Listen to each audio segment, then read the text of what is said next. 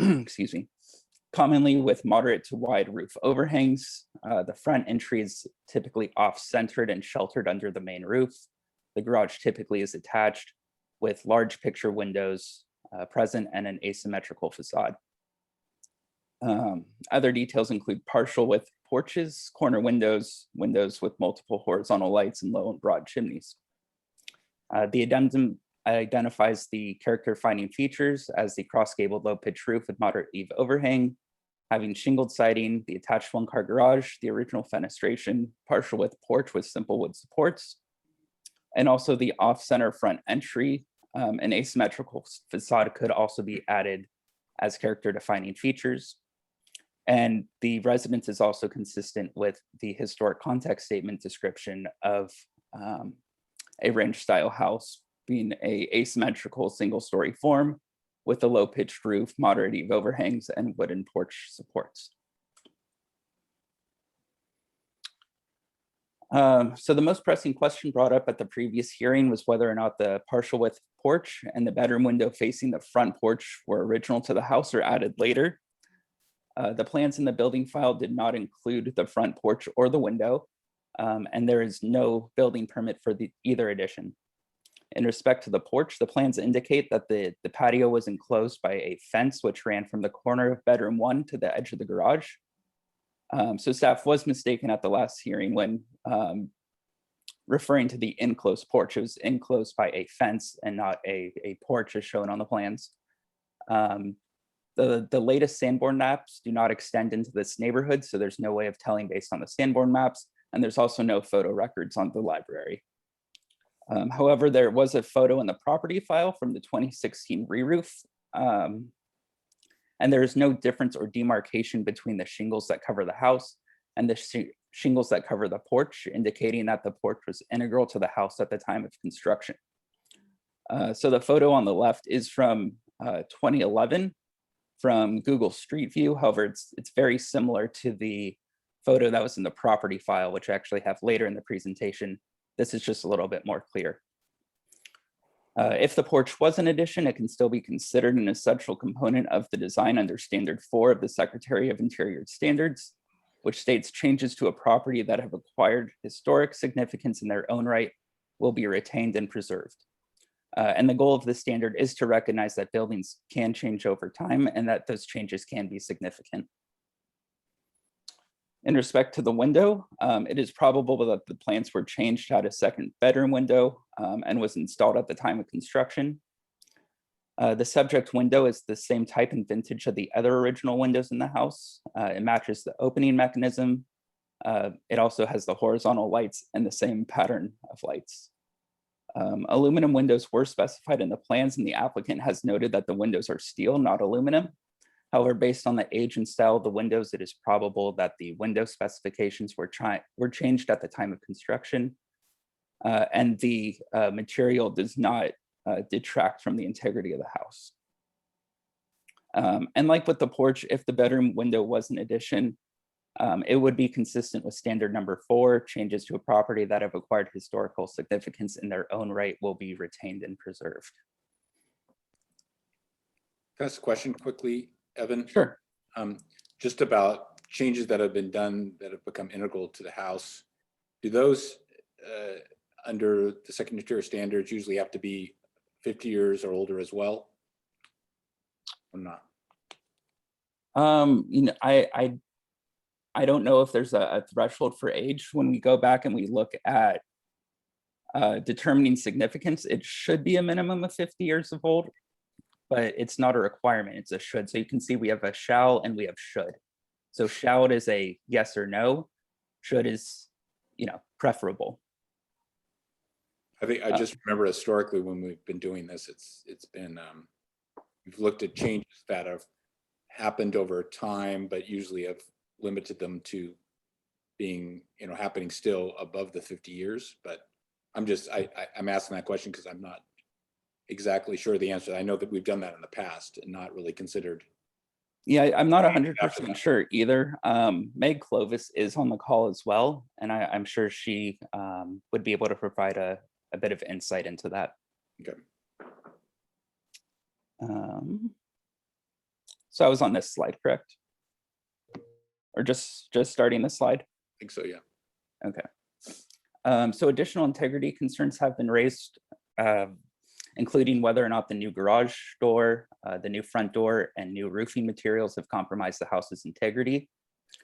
It is always preferable to repair rather than replace, and if a material is to be replaced, it should be replaced in kind. However, standards 9 and 10 do allow replacement material with a new material that is compatible. So in respect to the roofing, the rehabilitation guidelines for resilience to natural hazards do allow for new adaptive treatments to make historic buildings more resilient to natural hazards. And the new composite roofing material is more resilient to fire, and therefore it is consistent with the standards and does not compromise the house's integrity. The house can still be identified as a ranch house without its original cedar shingles.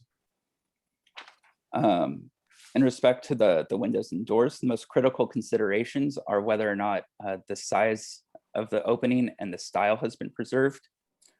It appears that all the window styles have been retained, therefore integrity of the house has not been. Window styles have been retained and therefore the integrity of the house has not been compromised. The front door is still solid and the opening has not been altered. And the garage door the opening has not been altered as well. The plans do depict the original garage door as solid, and it's been replaced with a garage door with a small row of windows, which you can see. The original door is likely the one on the left from June 2011. The photo on the right is from that 2016 re-roof application, where you can see that the door had been changed. So that happened sometime within the 5-year period between 2011 and 2016. So the ranch style of architecture is significant between 1935 and 1975, and it is the latest period of significance identified in the context statement. So when we are looking at these houses, these generally will be the newest construction. Ranch houses like the Coleman House reflect the town's post-war history and architectural chronology. Additionally, Carmel's historic preservation ordinance states that to qualify for the Carmel inventory, a historic resource is eligible under criterion 3. It just needs to be a good example of architectural style. And per the ordinance, a historic resource does not need to be the first, last, only, best, or an exceptional example to be considered eligible for the inventory. The phase 1 addendum states that the Coleman House is a good example of the ranch style and therefore is eligible for the inventory. So the applicant did provide some correspondence in response to the addendum, including comments about the porch, the windows, the faux shuttered windows, the garage door, the window material, the roof, changes to the roof form at the rear, and a door that was added at the back. Many of these items have been addressed in the addendum. And with that, staff is recommending the Historic Resources Board adopt a resolution adding an individual property to the historic inventory, or as an alternative, you can find that it is ineligible for listing, and if so, you should adopt specific findings to be included on the determination of ineligibility. And that concludes my presentation. I'm happy to answer any questions. Any questions of Evan from the board? I guess I have a couple, if I could. Go ahead. The applicant, in the applicant's letter, he talks about the quality of workmanship and things like that that are inconsistent with the original quality workmanship for the work that happened after the initial build. Did you guys? I didn't hear anywhere where that was addressed in the comments on this briefing. Did you address that? The workmanship, meaning the consistency with the drawn plans to what was constructed? No, or... I can pull the letter up, but as I was reading through it, there was he stated that the workmanship of the work that had been done after the original build was not consistent with the same quality, and therefore kind of changed the quality and the quality of the example. Did you guys take that? Let me pull it up and I'll see if I can find the specific verbiage. Or maybe somebody else read that too and they have the letter in front of them. Hang on. I can also pull it up and Yeah. share my screen. Let me just find it.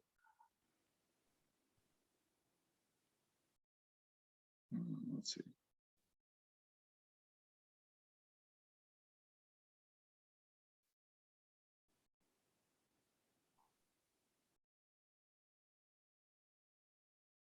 Yeah, he said, after he talked about all the changes, the wood shake has been removed, the existing windows, the issue with the cross-gabled roof and things like that. Then he says, I believe the above list of changes summarize a list of critical features of the house that compromise the integrity of the original construction. And that those are designed by location to include workmanship. And then he says, workmanship does not represent a consistent level of quality with changes from the original plans and inconsistent door and window styles in terms of the feeling. And he goes on from there. Was that taken into consideration when you guys looked at this? I think it was the roof was addressed and found to be consistent. Same with the door and window styles. I think the addendum addressed that the garage door isn't a preferable style with those lights. But it also stated that, the door could easily be replaced. I think the only thing that wasn't addressed was maybe the hipped roof at the back. Yeah. And then another question I have is so Ms. Clovis, you went back and you compared this to a Cliff Mays house. I actually grew up half my life in a Cliff Mays house. And if you look at ranch style homes and things like that, I mean, that is one of many, many of the millions of different styles of ranch houses. Cliff May and Eichler on one end to the, squarey, bricky kind on the other end.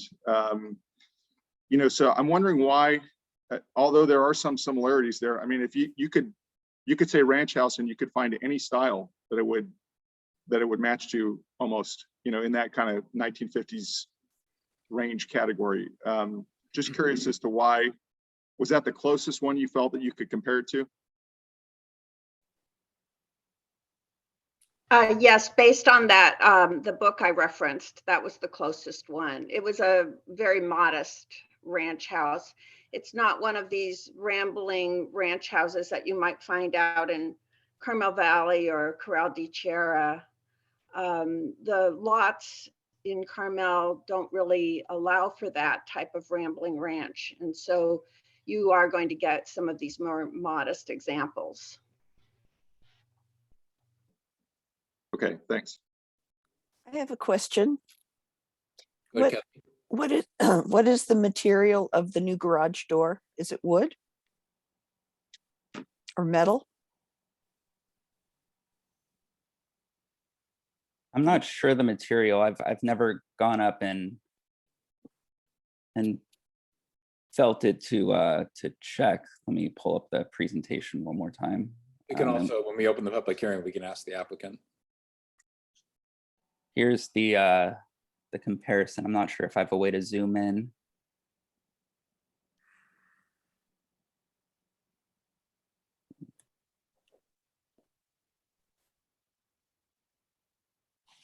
I'm assuming the original one was wood.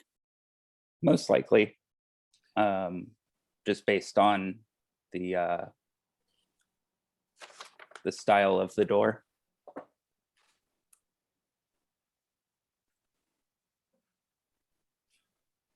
And I guess I have just a quick question. The window that has the shutters, what's the material of that window? So there isn't a window with shutters on. Is my cursor visible? Yes. So on the original plans, I believe this window is shown with shutters. Actually, I can pull up the. I was looking at the DPR with the set. There's an image of a. Let me see. Maybe I'm.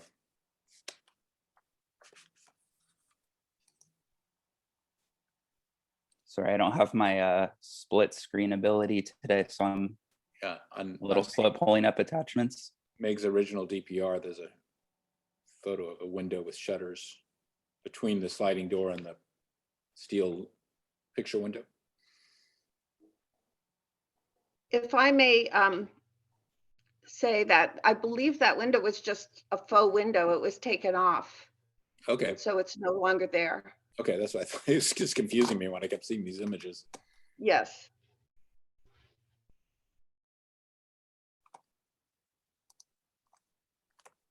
Okay, any other questions of Meg or Evan?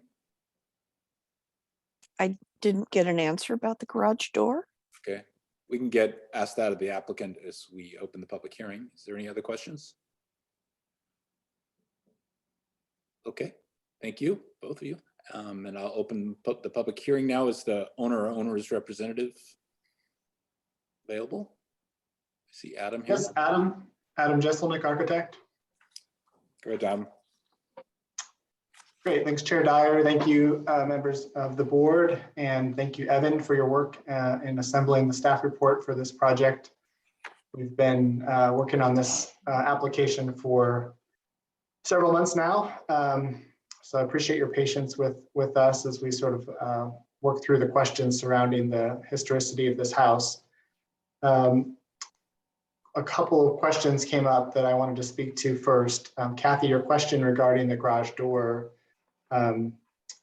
Yes, it was indicated as a wood door on the original drawings, and it was replaced probably within the last 10 years based on that Google Street View image with a vinyl garage door. So certainly not something that's compatible with the style or with the design guidelines of Carmel in general. So something we'd like to see replaced in any case. The question of workmanship, I think, is an important one because it speaks to this question of whether or not what is shown on the plans and what was built is critical to the question of what makes a historic house. And I think as an architect that it is very important. There's not been a real emphasis on the fact that this was a builder that built a lot of houses in the area. They didn't work with a notable architect in this particular house, and it's fair to assume that they built many homes that were very similar to this one. But the way that the house was built, suggests to me that the level of care and workmanship and detailing that you would expect from a house that's been built to stand the test of time and to be held up as a key example of the style is just lacking here. So the question of the porch, we can all agree that a porch is a significant element of a ranch style home. But the way that this porch was built, whether it was at the time of construction or 10 or 20 years later, there's no relationship in the detailing of the porch to the existing roof line, to the existing trim. It really reads as a sort of a tacked on feature. And if you look at the roof framing of the porch itself, you can see that it's inconsistent with the roof framing of the house. So again, it supports this idea that it was an afterthought. It wasn't thought of in the original planning for this particular home. And then the roof at the back of the house, while it's a minor detail that is really not visible from anywhere but the backyard, but the way the roofs kind of, are not tied together and sort of collide, when they had been designed with a sort of a hipped valley element that tied the roofs all together, again, suggests to me that there was just not a high quality of workmanship in building this home where things were really carefully thought through from roof eaves to plate heights to simple details like the trim around the windows and the way that intersects with the shingle siding. And so then the last point I wanted to make was just going back to this question of the feeling or character of a ranch house and that idea of feeling, which is something that's, it's hard to really put into words. It's more of a subjective experience of what you sort of what you feel when you look at a house and experience it. And from my first visit to this particular property and walking through it, I never had the sense that I was walking through a ranch house inspired by the likes of a Cliff May. I mean, there's no indoor-outdoor connection from any of the primary living spaces. And the floor plan itself doesn't have any kind of open floor plan that was also so characteristic of this style. You know, the kitchen, the dining room, the living room are chopped up into separate areas. And again, we're never really thought of as this sort of open living concept that you see in many of the signature ranch style homes of that era. So, you know, to me, again, I value very highly all historic styles of architecture. And one of the reasons that I enjoy practicing architecture in Carmel is that we have so many different eras represented. And you know, hopefully this will be a great jumping off point to take a look at ranch along with mid-century and some of the other styles that maybe have been not represented as well in the inventory. But I think all that being said, this house to me doesn't feel or look like a ranch house that merits preservation. And in my mind, it actually would detract from the quality of the homes on the inventory to put this up to that standard. So I'm happy to answer any other questions you might have about the house or my letter. And thank you all for your time.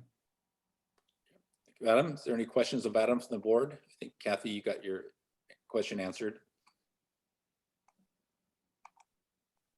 No other questions? Okay, thank you, Adam. Is anyone else wishing to address the board on this application or this issue?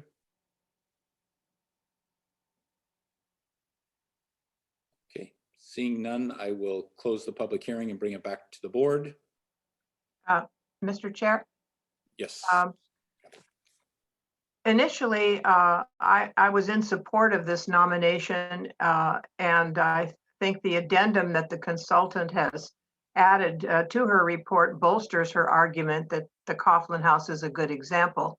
However, I've been listening carefully to what the applicant's representative has said as far as the workmanship and the open living concept, and the fact that there isn't, some of the features of the ranch style are not present here. And because Chair Dyer, some of you new members of the board may not know this, but Chair Dyer has been involved with the mid-century modern subcommittee that our board has been promoting for, I don't know, several years, if I'm right, Eric. And it has, we're waiting for the new historic context statement to be prepared so that we can include some of these more modern mid-century buildings. So instead of having Eric speak last, which he does as the chair most of the time, I'm hoping that you'll start first, Eric, and you're very familiar with this period of architecture, and I'd like your comments to come in at the beginning, if you don't mind. Okay, thank you, Catherine. Okay, with that request, I can do that. So I did look carefully back at the addendum that Meg wrote, and there is I don't think it's complete assured evidence that the porch was original, but it could have been. I think that's a possibility. I guess I go back, since we're looking at the different ways to define, you know, what the style is. It does have a lot of the elements. I mean, it is what I would say, you know, it has the characteristics which would describe it as a ranch style house. My issue with it, I guess, is whether it's aside from the integrity issues, a good example of it. I did have a chance to look at some of the two other examples of the ranch style that are currently on the inventory. And I have to say that they do surpass this, in my opinion, in terms of quality and excellence of the architecture. The first house is the F.A. Coleman House, which is on Monteverde Street, which the board saw several years ago, and there was an addition to it. It really does seem to me exemplify more of the feeling of a ranch style house. It's what's interesting on a smaller lot, even though I think it's larger than 40 by 100, it actually changes the axis and orients the length of the house in the east-west direction along the length of the lot, and kind of meanders. It creates these obtuse angles in the plan, like the rambling type of plans that you see in Cliff May's architecture, and creating this wonderful courtyard and indoor outdoor spaces on the south side. The other one is, I think, a house that Fred Farrar lived in for many years on Carmelo Street, which opens up and has this really wonderful courtyard that, in terms of the proportion and the horizontality and the way it hugs the ground, it seems a much better example, I would think, of the ranch style. So I go back to this one, and it just doesn't seem to be. It seems more of a not such a great example, or rather ordinary example, that I don't think quite gets to the level of what deserves to be on the inventory. It's not associated with any significant builders, I don't think. And it seems to be rather of stunted proportion. It doesn't really have the elegant horizontality.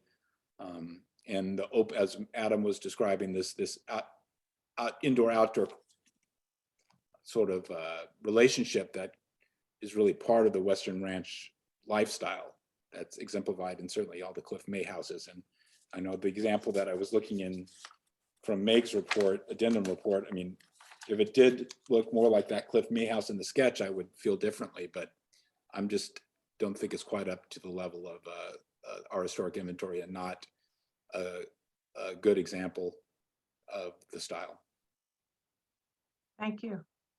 Well, I'd like to just step in then and say that what concerns me are some of the discrepancies that the applicant's representative has brought to light, and such as the what I would call an overhang rather than a porch of unknown date. It may or may not be original.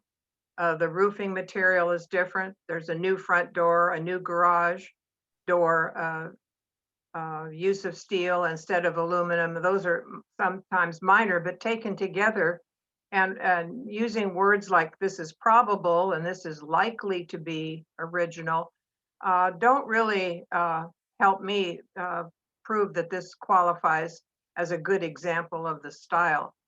And so to me, if you cumulatively, what I've come to believe is that we've had a potential loss of integrity. And I think we have to require sufficient documentation. And if the files don't prove it, and if there's just supposition and evidence that is for no one's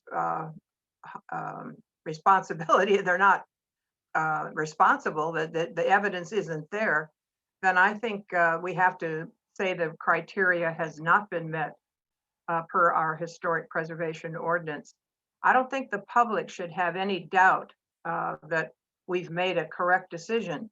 So without more evidence that we can say that shows this is a really good example, I don't think I could vote for a resolution today to add this to the inventory. I think there are far better examples that we can find in the future. And this one, sad to say, I agree with Adam Jesselnick that the quality of workmanship and design is really not here, in my opinion.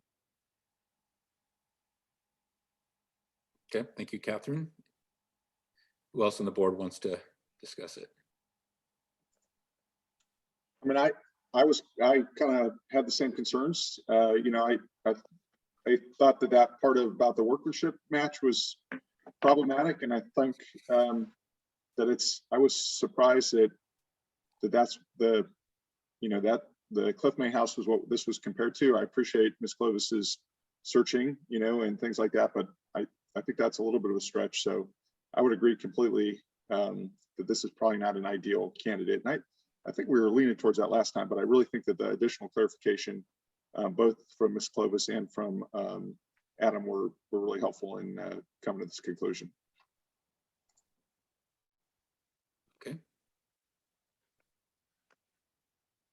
Kathy, you have any? Does the puppy have anything to say? She wants to be fed. I agree. I don't think it's a special enough or fine enough example of a ranch style to be included in the historic register. I think the ones that are already there are better examples, and I don't think this adds to it. Okay. So that seems to be the consensus of the board. I want to go back and let me see here, sorry. Look at what, let's see, is there a, Evan, do you want to comment on what's needed for the resolution then? Sure, you could just make a motion with your decision. It sounds like the decision is that it's ineligible for listing. We would go ahead and prepare a revised resolution reflecting that as staff. If you want, you can request that the resolution be brought back for review, or you can trust that we will incorporate your findings appropriately. My one additional recommendation is that you clarify the specific findings for ineligibility. What I heard from Catherine was the integrity, but if there was another finding that you would like to have made regarding its ineligibility, if you can clarify that as well. I guess, how would you like to have a finding that deals with whether it's a good example of the style? So that would be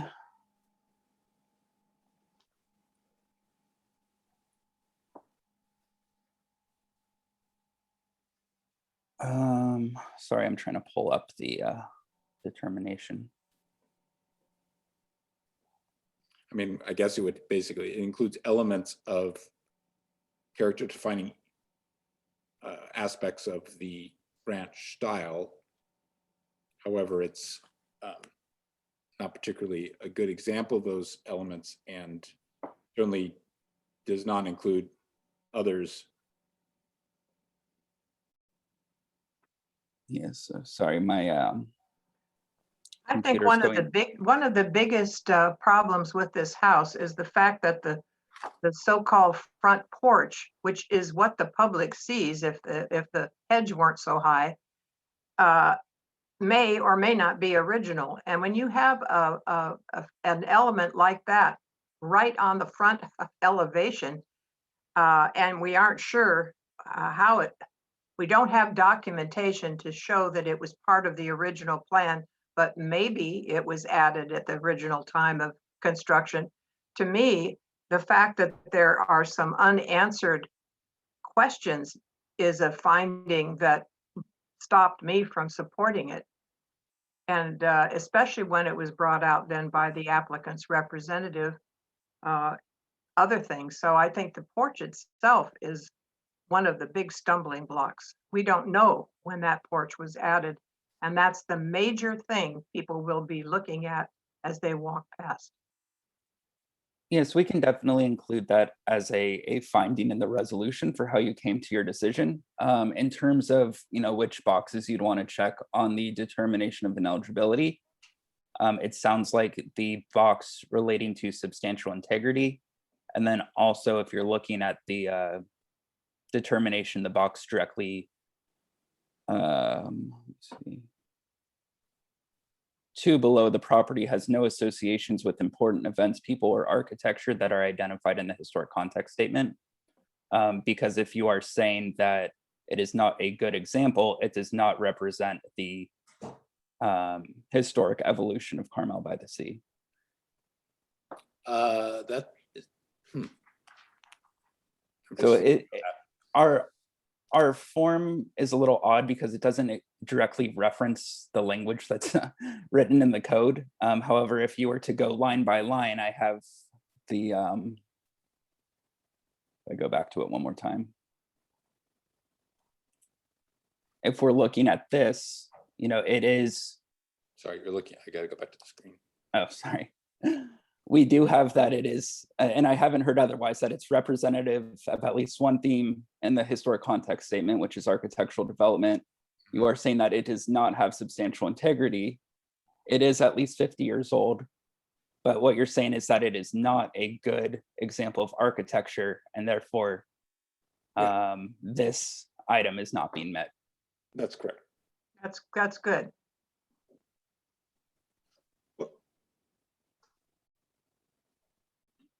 Okay. Wait a So second. if- Put that back up real quick, Evan, Sure.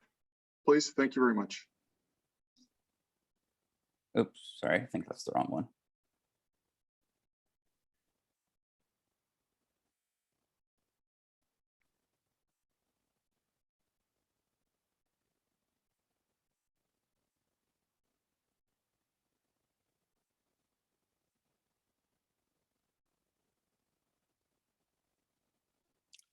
There's additional qualifiers under criteria 3. I just didn't list them off the top of my head. One example is if it were the work of a master builder. So if it were associated with MJ Murphy, for example, you know, there might be 2 criteria here that are met.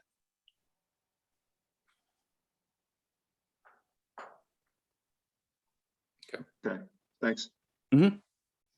Okay, so I guess I'm open to the motion from the board based on what we've just discussed.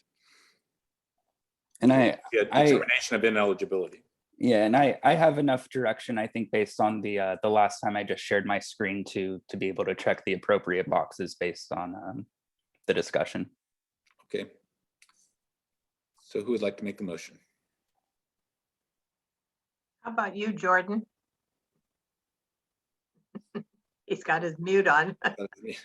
Sorry, that's why I Hey. asked Evan to put that back up. I mean, I'm trying to word it correctly, but Would it just be a determination of ineligibility, Evan, with the findings per the discussion? How would you prefer? So- I mean, the resolution says now, therefore be it resolved that we add this on there. So will we just say that we have failed to, Catherine, do you have you might have a better handle on it than I am, because I'm trying to figure out exactly how we want to word it, because I think Well, in this I think instance, we could just leave it, up to the staff to say that we have not determined this. What does the resolution say? The I did not alternative- copy The that. alternative there is clear, right? That's what Evan is showing here. So if you look at the alternative, basically it's a determination of, make a motion for determination of ineligibility. That's all we have to do. mhm. Okay, well, I guess I'll do it.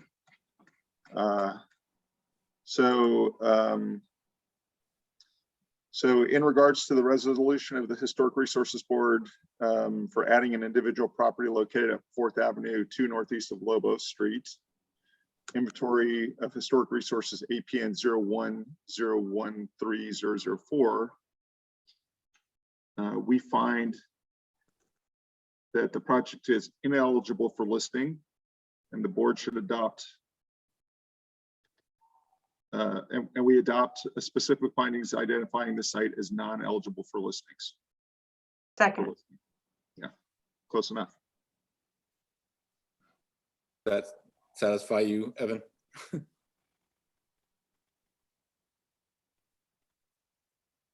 If you're still there. Evan, you're muted. Sorry about that. I can make that work. Okay. So we have a motion and a second. Roll call, please.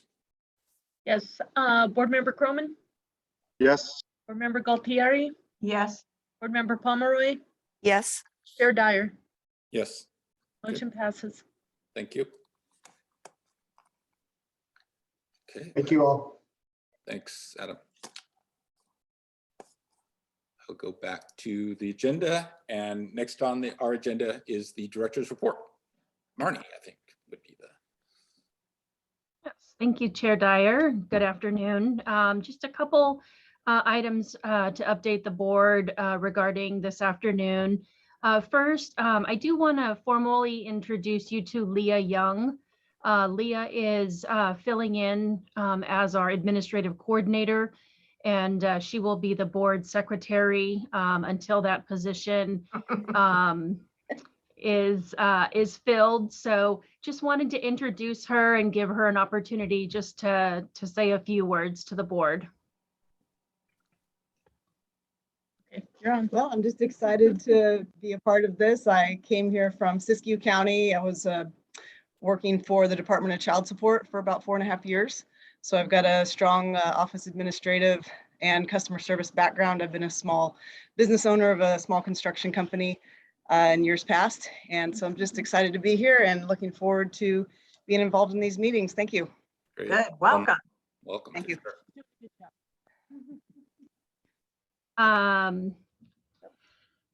So we are certainly very glad to have Leah on board and want to really thank Margie, for her time as the board secretary and also her ongoing efforts to help train Leah as we transition. So much appreciated, Margie. Thank you very much. Margie. Also wanted to let the board know that the historic context statement update request for proposals did result in 2 proposals. And we are currently reviewing those, and we are on track to take a contract to the city council in April for adoption. So we're really excited to get this effort up and going again. And then kind of in the same vein, we are finishing up recruitments for a new associate planner who will focus on long-range planning. One of those projects would be this historic context statement update. So we're really excited to, hopefully bring someone on board that can help us work through some of these larger projects that we just haven't had capacity to get done. So hoping to wrap that up in the next few weeks and be introducing a new member of our team to the board in the near future. Also, we are moving forward with our zoning code and design guidelines update. That contract is going to the city council tomorrow to work with Winter and Company on those updates. Another very exciting endeavor that we're embarking on and really looking forward to making some progress on that again. And then also today, the city council had a special meeting in which they adopted rules of conduct to have a hybrid meeting tomorrow. So the city council will be meeting both on Zoom and the chambers will also be open to members of the public.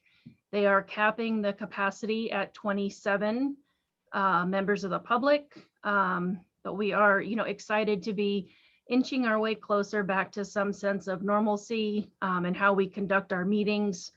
And the city council is going to, we're hoping everything goes very smoothly tomorrow, and then the individual boards and commissions can decide if they would like to try a hybrid meeting as well. So for the board, that would be something we could do as early as April, if that's something the board wanted to do. So you're welcome to give us any kind of feedback on that. And that concludes my updates. Thank you, Marnie. I guess it probably makes sense then that if we bring the new person on board for the context statement, we need to establish a subcommittee again to help with that, or to help facilitate, have a liaison, I guess, from the board. So we can have, I think just having them work totally by themselves for a long period of time makes me nervous. So, Certainly, yes, we can absolutely reinstate a subcommittee to work with both the planner and the consultant on the update. Okay. So I'm willing to work on that. I don't know if we can talk about who else would like to help with that. So we should probably agendize that for the next meeting then. Okay. Just set up the subcommittee. And I don't know if how do you see the the new design guideline traditions update, working with historic resources. Do you think that's something we need to have some involvement on? Or?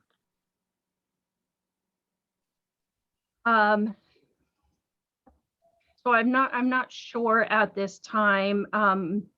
You know, the focus initially is going to be on the residential portion. Certainly when we get to the commercial portion, there's the downtown conservation district. So there's definitely some overlap there with the board. I don't know that there will be any updates to the historic preservation ordinance as part of the residential guidelines, but we'll certainly keep you all apprised as that moves forward. Okay, great. Any other questions of Arnie? Okay. Let's see, I gotta go back to my agenda again. I think that's about it. Yeah, we have our next regular meeting is on March 21st, so hopefully everyone can be there. Any other issues or future agenda items the board wants to mention?